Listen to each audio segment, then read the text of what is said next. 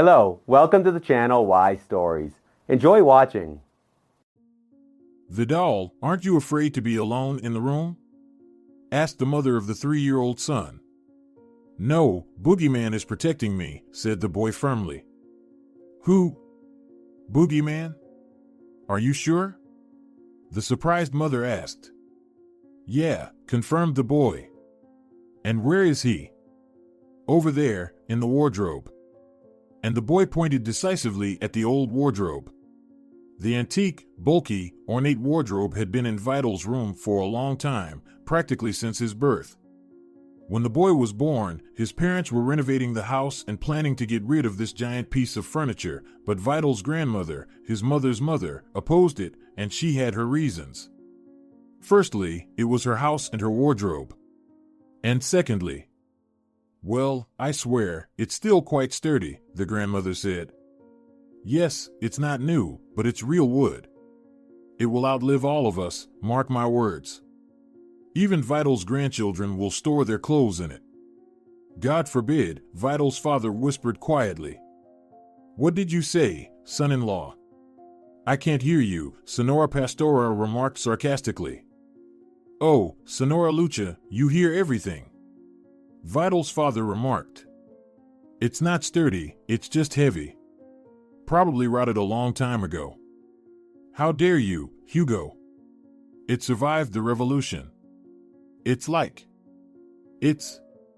The elderly woman couldn't find words to defend her beloved piece of furniture.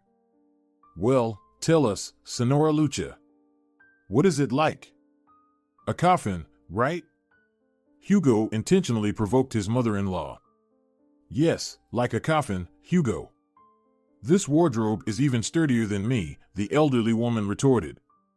Yeah, we'll bury you in it someday. How could you, young man? The grandmother was outraged. Just like that, Senora Lucha. I think it's time for you to go somewhere. Go where? The old woman didn't understand the sarcasm. To the cemetery, Senora Lucha. You've lingered here long enough, Hugo openly mocked. I would ask you to be more respectful, young man. And by the way, how many times do I have to tell you? Don't call me so informally. Who am I to you, Lucha? If you, with the remnants of politeness, address me by my first name, then bother to use its full form. I'm not just any Lucha. I am Luz Pastora. So, someone should get ready for school along with me to going to the cemetery, by the way, Senora Pastora proudly declared. She was from the rural intellectuals, taught at the local village school for many years. Recently, she retired just when her daughter received the pleasant news that she was expecting a child. Senora Pastora gave up her beloved job to take care of her grandson. She had no idea that the new phase of her life would begin with such gloomy events as renovations and getting rid of her favorite belongings. In reality, Senora Pastora didn't live in the same house as her daughter, son-in-law, and grandson. The house officially belonged to her, but she had been living near the school in a comfortable apartment attached to it for a long time. The school principal offered it to Senora Pastora when her daughter got married and the old teacher was looking for a rental place for the newlyweds. She firmly believed that young people should live separately and the elderly should not get in their way. For the young family, the apartment near the school was definitely a bit small, so Luz decided to move and leave the house to the young couple. She couldn't have imagined that in just 3 years, her new son-in-law would be in charge of her furniture in her own home and would insult her openly. Yet, when he was in school, he used to be such a decent boy. She was so happy that her daughter married Hugo. And now this decent boy seemed to hate her with all his heart and was planning to bury her, even in the wardrobe. Mom, you misunderstood everything. Hugo didn't mean that at all. He just made a poor joke. Come on, Mom, he's tired, he worked all day, and then he had to assemble this stupid furniture they didn't send instructions for. And then you showed up. Honestly, this wardrobe has been quite a hassle. As long as I've lived, I remember it, the daughter intervened in the argument. In reality, she was right. Hugo didn't hate Senora Pastora at all. He still respected her as a teacher and as his wife's mother. But there was something that Senora Pastora's daughter didn't know yet, and Hugo couldn't bring himself to tell her, not to upset her in the late stages of pregnancy. So, Hugo vented his frustration on whoever was around. I remember him just as long as I remember you. So, should we send both of you to the dump or the cemetery? By the way, I can still get married, Senora Pastora proudly declared. Oh God, please, no, Hugo muttered. Mom, please tell me you're joking, the daughter stared at her. And what if I'm not? It's not only young people who should have their own living spaces. And why do you think I should be alone? Senora Pastora triumphantly stated. This is what I was afraid of, Hugo muttered under his breath. This was the secret that he hadn't planned to reveal to his wife just yet. Just a couple of weeks ago, his wife had sent Hugo to deliver some trinket to her mother. Hugo arrived unannounced and literally caught the old folks in the act of kissing. And it wouldn't be a big deal, but Senora Pastora had chosen Senor Silvas, the former school PE teacher and handyman all in one, as her fiancé, and by the way, Hugo's grandfather. Yes, such coincidences happen. But in a small village and one school, it's not a coincidence anymore, it's a pattern. Everyone is related to each other. Hugo himself didn't really mind, but Senora Pastora's daughter had a different opinion. Where did she get the idea that a woman in her old age should sit on a bench and knit socks, taking care of her grandchildren? Well, the questions were only for Senora Pastora. Who put such thoughts into her daughter's head? No one but herself. Lucha raised her daughter alone. Hugo, on the other hand, grew up with his grandpa Senor Silvas. It just so happened that Hugo's parents passed away early. He never told anyone what, how, and why it happened. A tragedy occurred. He just lived with his grandfather, who worked at the school. What do you mean, get married, Mom? The daughter protested. Mom, it's happening. And so it happened, what Hugo had feared. Such news triggered the labor, but thankfully, they weren't premature. While his wife was in the maternity ward, Hugo, at her request, moved the wardrobe into the nursery. While Vidal was still little, he didn't care what was in his room. Mom, please don't fight. And you, Hugo? Well, you've got yourself into this with the wardrobe. Move it to Vidal's room, quick, said Lucha's daughter, battling contractions. That's how the old wardrobe settled in Vidal's room. Now it would be the third generation in the family to remember this wardrobe from birth. Time passed, life went on. Hugo stopped worrying about the old wardrobe. It just stood there and didn't bother anyone. The story of the romantic relationship between Senora Pastora and Senor Silvas had a logical continuation when Vidal's mother was discharged from the maternity ward. She categorically didn't want to hear anything about her mother remarrying, especially to her husband's grandfather. You, Mom, how can you? He's older than you, she said, wrinkling her nose.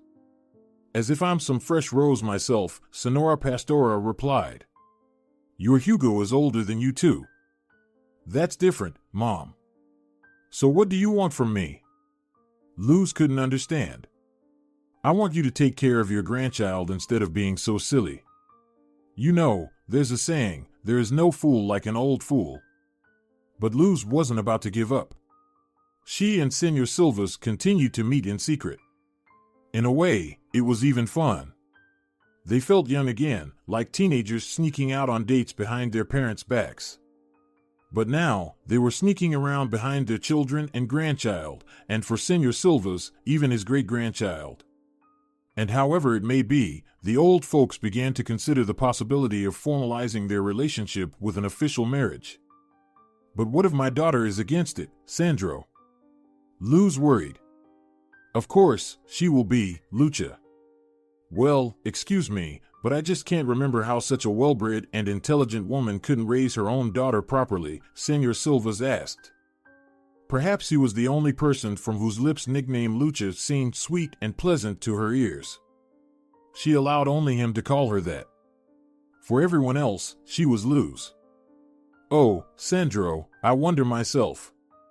Maybe because all my life I was busy raising other people's children, Luz sadly replied. And now it has come to this, I'm afraid of my own daughter. Don't be afraid. Where will she go when we're already married? She won't make us get a divorce. There are no such rules and laws. Thank goodness, we don't need their permission, Sandro chuckled. No one knew about the old folks' intention to get married. They tearfully begged the local council not to disclose their secret when they submitted their marriage application. And then, just 2 days before the wedding, the groom suddenly disappeared. Strange, Vidal's mom thought when she closed her son's bedroom door. Usually, at 3 years old, a child's imagination starts to develop, and children begin to fear the dark. They imagine various monsters in the darkness, which transform from cartoons and books, from heard fairy tales, or even from poorly made toys that could scare or surprise a child. But Vidal is like a superhero. He sleeps without light with the door open. A boogeyman is guarding me, Vidal would say, smiling sweetly. Who is this boogeyman? Mom would ask. Will you introduce us? No. He doesn't want to get acquainted. He can't speak and lives in the wardrobe, the boy would reply with a smile. Mom looked at the old wardrobe with suspicion. She thought about opening it and taking a look inside, but had any parent ever believed that there was a monster under their child's bed? For some reason, everyone believed that children made up all sorts of nonsense just to avoid going to sleep. Vidal's mom didn't think so, but something stopped her from peeking inside the wardrobe. Well, if he's guarding you, then he must be good and won't harm you, his mom said and kissed him on the forehead, tucking him in. Good night, sweetie. Good night, Mommy, Vidal said. But still, it's strange, a boogeyman, Mom thought. Usually, children are afraid of boogeymen, but this one has appointed himself as a protector. I wish I could see this boogeyman. About an hour had passed since Vidal went to sleep, and his mom decided to check just in case. She tiptoed to her son's room and suddenly flung the door open. Turning on the light wasn't necessary. The moonlight streaming through the window bathed the room in its magical silvery glow, and everything was clearly visible. There was the little chair, the scattered toys, and there was Vidal, peacefully asleep in his crib. And it seemed that the boogeyman was there too. Mom smiled. On the front of the wardrobe was a strange, comical drawing of a man. She remembered how, as a child, she had wanted to become an artist but didn't have an easel or paintbrushes. So, without much thought, she had taped a sheet of notebook paper to the wardrobe's wall and started drawing with markers. She drew a portrait of her favorite movie character at the time, D'Artagnan, with a hat and a feather, and so on. She thought her drawing was quite impressive. Little did she know that the markers would soak into the paper and leave an imprint on the wardrobe's wall. The drawing hung there for about a week, and when they were tidying up for another holiday, her mom had removed this masterpiece and saw what had happened to the old furniture. In short, she got scolded, and they made the girl scrub off the marker stains. She spent the whole day on it. She didn't know what those markers were made of, but in the daylight, you couldn't see anything. But the magical moonlight interacted with the remaining paint, and the portrait of the musketeer appeared on the wardrobe wall. Now, as an adult, Mom understood that this musketeer didn't look like D'Artagnan. It resembled more like a crooked squash with arms and legs, covered with its own leaf instead of a hat. Perhaps Vidal woke up a couple of times during the night and saw this portrait in the moonlight. Thankfully, the child endowed this masterpiece with good qualities. Mom walked up to the window and pulled the curtain to prevent the boogeyman from disturbing Vidal's sleep. But why a boogeyman? Where did he get that from? Oh yes, it was Grandma with her folk stories. It felt like she worked not as an English language and literature teacher, but as a folk art methodologist. How many times had she told her not to fill her child's head with epic heroes? He's only 3 years old. Then Mom remembered that, while admiring her childhood masterpiece in her son's room, she had left her phone on the windowsill. She had to go get it. The alarm clock would go off soon and wake up little Vidal. The woman went into the room, opened the door, and stopped for a moment. Weird. She distinctly remembered pulling the curtain to keep the moonlight from disturbing her son, but the room was flooded with moonlight again, and the curtain was drawn back. It seems Vidal started walking at night, she told her husband over breakfast. Why do you think so? Hugo inquired.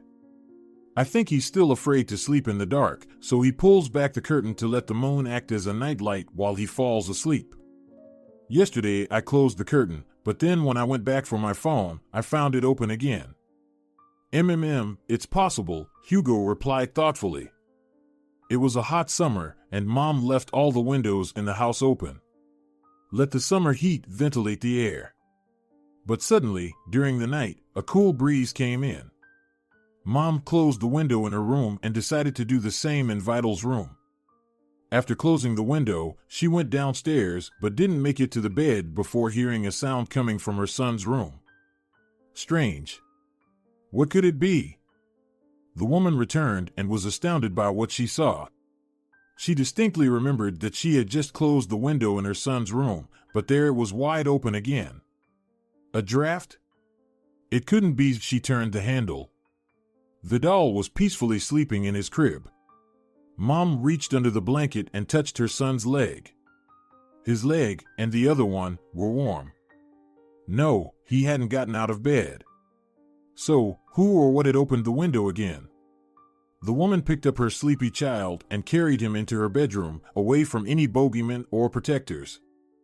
Mom, how did I end up in your and Dad's bed? Did I sleepwalk again? Why don't I remember it? Vidal asked the next morning. No, you didn't walk there by yourself. A kind fairy carried you in her arms and brought you to us on her wings. That's why you didn't notice anything. But there are no fairies, Vidal responded, strangely offended. Well, if there are no fairies, are there bogeymen? Is that what you heard from Grandma? Mom was also a bit offended by Vidal's comment. What are you two talking about? Dad asked. I feel like I'm missing something. So, Mom told him about what had happened with the window during the night and a few nights earlier with the curtain. I think you're exaggerating. The house is old, something might be off kilter. You turned the handle, but it didn't catch properly, and that's it. I'll take a look after work at what's going on with the window, he said, then, smiling at his son, he leaned his head toward him and ruffled his hair. Send my regards to the boogeyman or whoever lives in your wardrobe. Mom, can I treat the boogeyman to some candy? Vidal asked. Well, that's going too far. That's enough of these unknown heroes for me. Mom got upset and, without finishing her breakfast, went into her son's room. The window was wide open again, even though she distinctly remembered closing it before selecting clothes for her son. All right, who's hiding in the wardrobe? The boogeyman or schmoogeyman, come out. She shouted. The woman opened the wardrobe's door sharply. All the clothes were neatly folded on the shelf, just as they had been a few minutes ago. In the large clothing compartment, they stored their winter and autumn clothes, and at the bottom were boxes of shoes. The wardrobe was large and very spacious. Mom ran her hand over the clothes in different directions. Well, I'll say it again, who's in there? Of course, no one responded to the woman, only the hangers rattled, which were empty. Something glistened below. She leaned down, and it turned out to be candy wrappers, one after another. There were about 10 of them. Crumpled, they were scattered between boxes of winter shoes. Vidal, you little thief, thought the mom. Not only does he sleepwalk, but he's also sneaking candy from the pantry.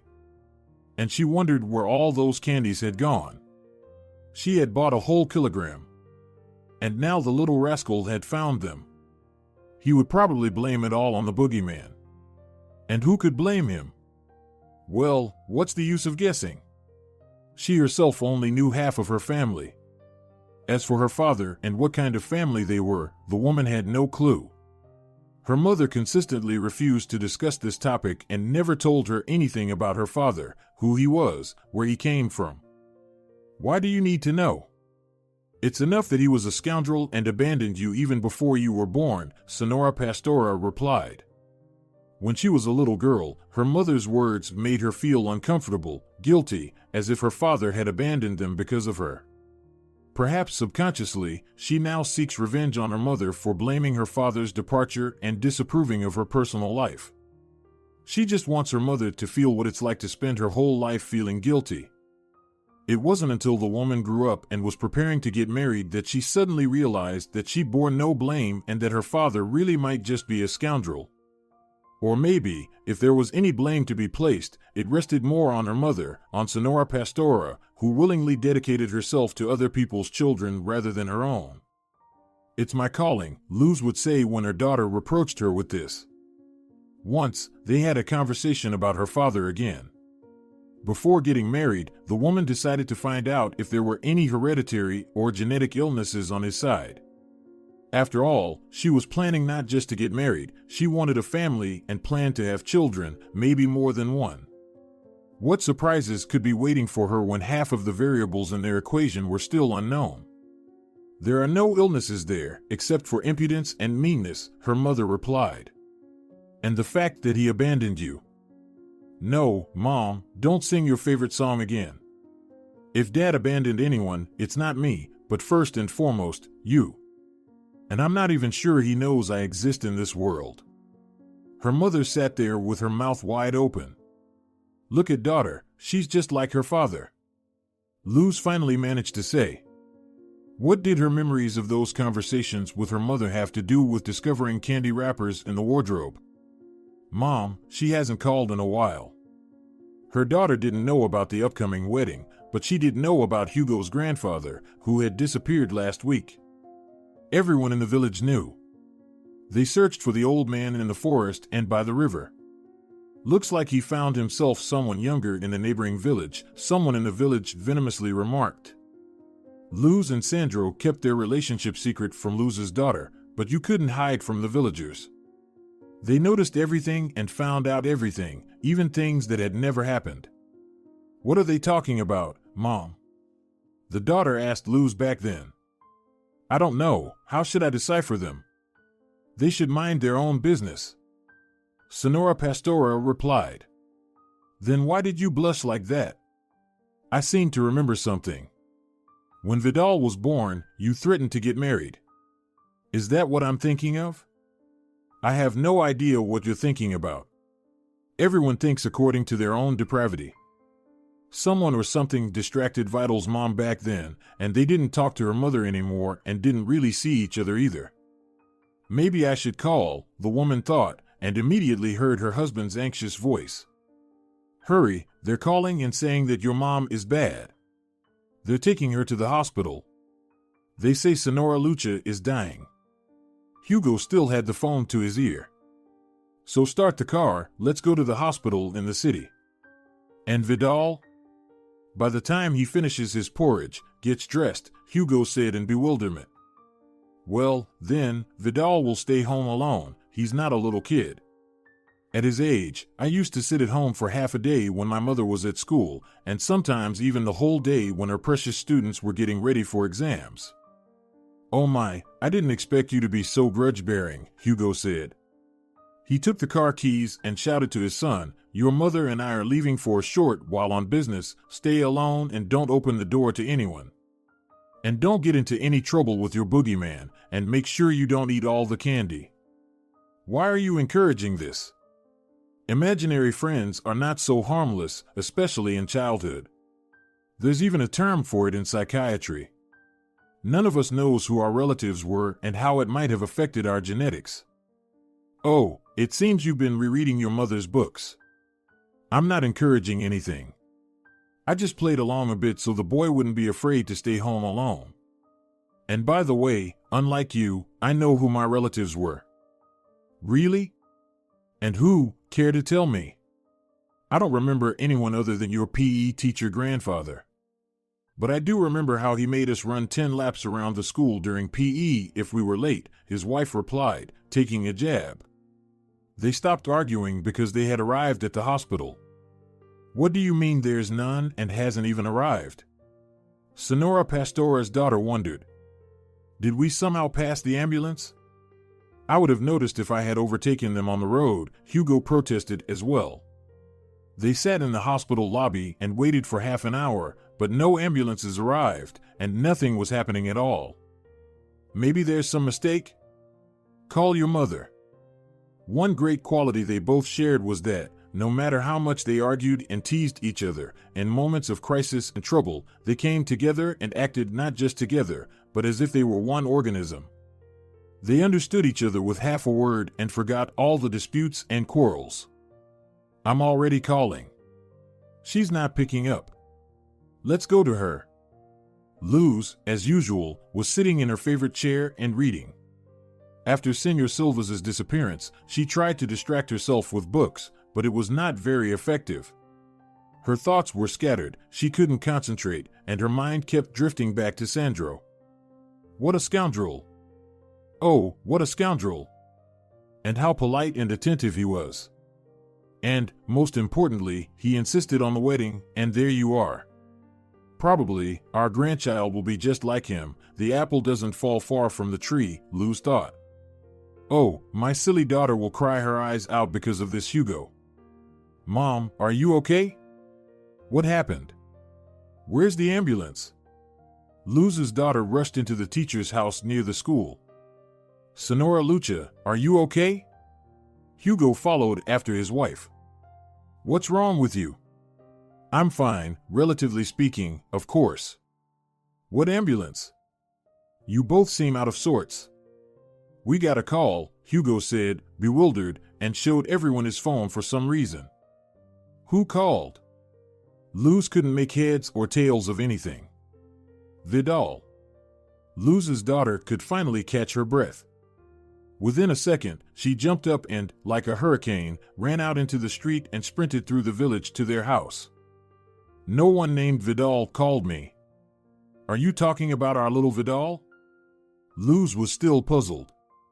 Where are you going? We have a car. Hugo shouted after his wife, but she was already out of sight. It's important to understand that they didn't live very far from each other. And while Hugo retrieved the keys and started the car, his wife was already at home. There, she was met with a scene not for the faint-hearted, for sturdy thugs lay tied up on the floor. 3 men and, it seemed, 1 woman. They were all securely bound, and each had a gag in their mouth. Sitting beside them was a cheerful Vidal. The boy was laughing and clapping his hands. It seemed like he had defeated 4 robbers who had broken into their home. However, Vidal was only 3 years old, and he didn't possess any special physical abilities, and it was unlikely that he had any superpowers. After all, they don't live in a comic book world. Vidal, are you okay? Did they hurt you? His mom asked, worried. No, Mommy, I'm fine. We defeated them, the boy replied. We? Who are we? Who tied up these men and, it seems, a lady? Me and the Boogeyman. He did everything himself. Cool. Like Superman. He went whoosh whoosh whoosh, and they all fell down. I just brought some rope from the pantry, Vidal explained in his childlike manner. Vidal, please, stop making things up. It's not good. There's no such thing as a boogeyman. It's just a drawing on the wardrobe. Who did this? His mom was already shouting at Vidal. I don't know anything about a drawing, the boogeyman helped. He lives in the wardrobe, Vidal cried from hurt. The woman rushed to the antique wardrobe with the intention of smashing it to pieces, so there would be no memory left of any bogeyman. Mom, Dad, what are you doing here? Hugo's voice came from behind. His wife turned around in surprise. In the doorway of the children's room stood her husband. He looked stunned and lost. With huge eyes, as they say, the size of 5 kopecks, he stared at the tied-up criminals. You mean Mom and Dad? Hugo's wife was surprised. You said they were dead. As you can see, they're alive and kicking. But you said they were dead. I've known you since I was 12, and all this time you lived without parents, and now you're saying that these are them. And what are they doing in our house? In my house, in my mother's house. You lied? You lied to me? His wife yelled, attacking Hugo. He hugged her by the shoulders, preventing her from waving her fists. Calm down, and by the way, don't forget that you were 12 at the time, and I was already 16 when I used to come to your mother for extra lessons. I didn't lie. I genuinely believed they were no longer alive. That's what Grandpa told me. And if Grandpa were here, he would have confirmed it. Besides, how would I know what they were doing in our house? Maybe they wanted to see their grandchild? And did they bring these two as godparents? Hugo's wife pointed to the other two criminals. It's terrifying to imagine what would have happened if we were at home. One of Hugo's parents mumbled through the gag. His wife calmed down after a while. What really helped was the expression on Hugo's face when he met his bound relatives. Vidal, my boy, can you tell us how you tied up these gentlemen and the lady? Hugo now turned to his son. It was the Boogeyman, Daddy, I swear. Well, all right, let it be the Boogeyman. Now your mom and I will call the police. They'll come and take away both the bandits and your Boogeyman. We shouldn't tell them about the Boogeyman, right? You don't want them to take him away? No, the boy replied. Then let's think about what we'll tell the police without mentioning the Boogeyman, Hugo hinted to his son. But I don't know, Daddy. It's really the Boogeyman. But I don't want them to take him away. Let's say it was you.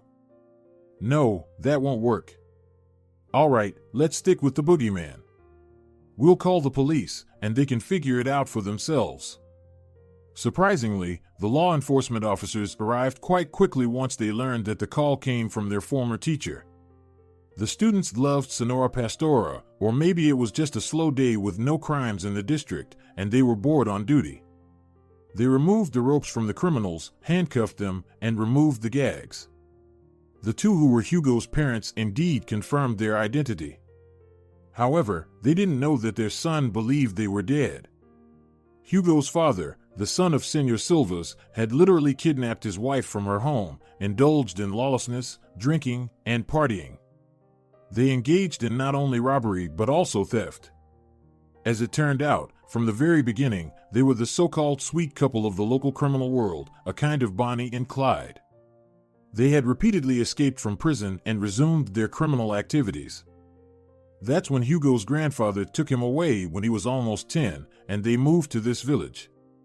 His grandfather was athletic, had spent his whole life in sports, and was easily hired as a PE teacher at the local school, and also as a housekeeping educator. Hugo's parents no longer bothered them, and perhaps they didn't even know where they were. So, Senor Silvas decided to take advantage of the situation and simply told the boy that his parents had died. He probably didn't want him to know who his parents were and what they did. The old man managed to raise his grandson into an upright person, although his wife, Hugo's mother-in-law, never thought so.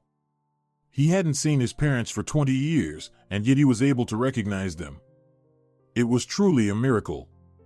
As it turned out, the phone call about Sonora Lucha's illness was made by the criminals to divert the family from home. They couldn't have imagined that Hugo and his wife would leave their little boy at home, and they certainly didn't know they were breaking into their son's house, not to mention that they had a grandson. As they say, coincidences are not accidental.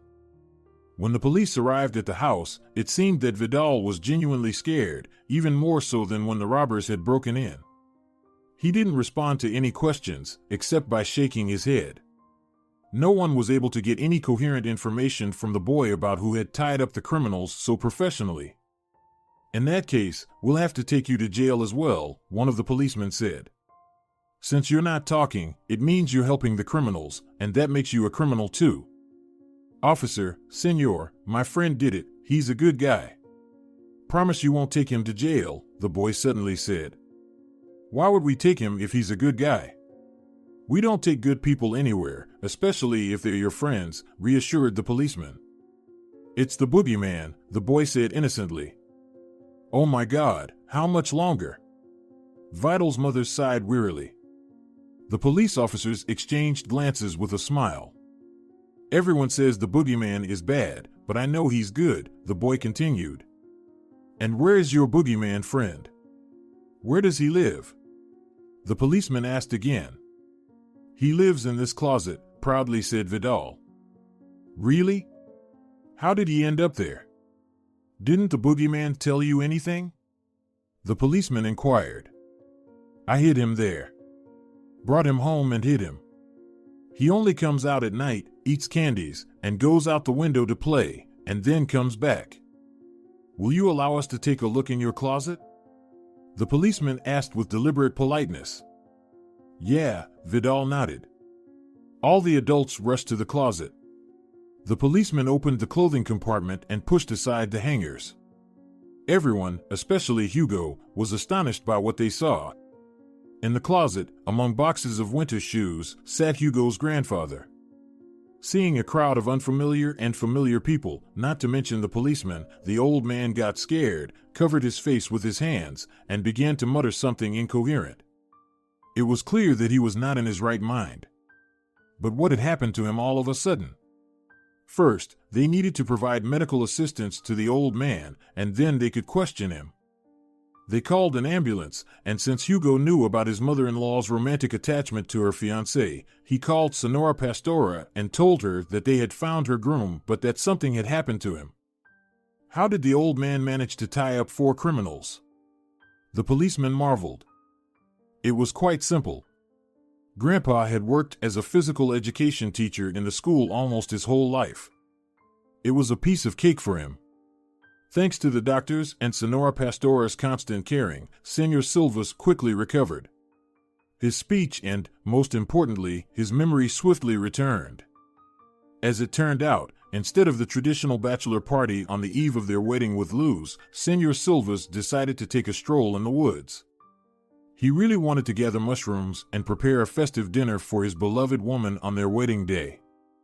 He no longer had friends, he had retired a long time ago. They didn't make any official announcements or invite anyone to their wedding, but they still referred to it as a wedding between themselves. No restaurants were booked, and there were no restaurants in the village. However, Senor Silvas was planning to spend a quiet evening at home and have a delicious dinner. He intended to visit his children, Hugo and his wife, in the morning and tell them that they were now a real family. But his plans were not meant to be. It started drizzling, a thunderstorm was brewing, the grass was wet, and someone had left an exposed wire from an old pole out in the open due to negligence. Although that pole had long been disconnected from the power lines, a lightning bolt that struck it, standing alone in the field, had its own agenda. Senor Silvas was just crossing this field to the neighboring forest. He stepped on a bare wire. When he woke up, he didn't remember who he was or where he was. 2 days he wandered the surroundings, possibly by memory, or maybe by chance, he stumbled upon his own garden. There, in the backyard, Vidal found him. The old man was in such a state that the boy didn't recognize his great-grandfather. To his shame, Senor Silvas was so engrossed in romantic affairs with Luz that he rarely visited his great-grandson's home. How the boy decided to put the old man in the wardrobe and why he called him Boogeyman, history remains silent. It was the decision of a child's imagination. Vidal decided that the boogeyman from his grandmother's fairy tales should look exactly like that. And the true miracle was how the old man managed to survive a week on candies. As for Hugo's parents and their associates, they were imprisoned again. What attracted them to this quiet and modest house, you might ask? Well, we'll answer you, it was that very wardrobe. Now Vidal's grandmother, Senora Pastora, herself decided to sell this wardrobe. It simply didn't fit in her small apartment, and she really wanted to give it to Sandro as a wedding gift. She photographed the wardrobe and posted an advertisement for sale. That's where the criminals saw it. It was like 2 drops of water similar to an old wardrobe from a family of a certain noble lineage. Once upon a time, this family became poor, and after the revolution, they were scattered around the world, who knows where. But a persistent legend circulated that a lord, when the enemies approached their garden, hid the family jewels in one of the hiding places of the old wardrobe. Which lord exactly he didn't say. He was caught and executed. There was a lot of old furniture in the estate, some was sold, some was looted. Most of the furniture burned when there were riots in the estate, but a few items survived. Neither Luz nor her daughter had any idea of how this wardrobe ended up in their family. It had always been with them, it seemed, long before the revolution.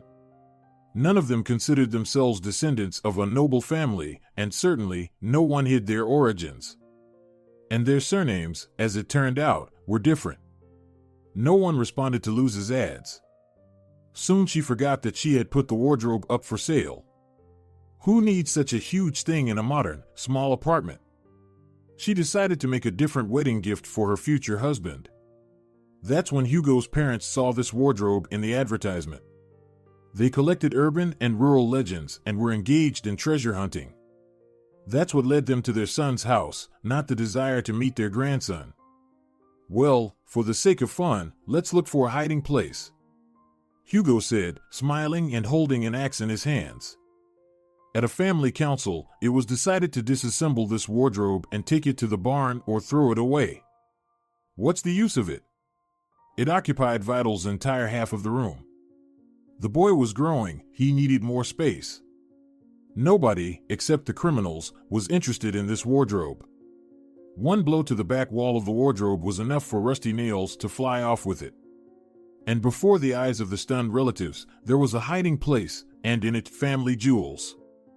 So that's why it was so heavy, Hugo said, who had moved it into Vidal's room alone when his wife was in the maternity hospital. Soon the family built a new house. Thank you for listening to the end. Don't forget to subscribe and like, and also click on the bell icon so you won't miss new videos. All the best to you. If you're enjoying it as well, leave a like and subscribe.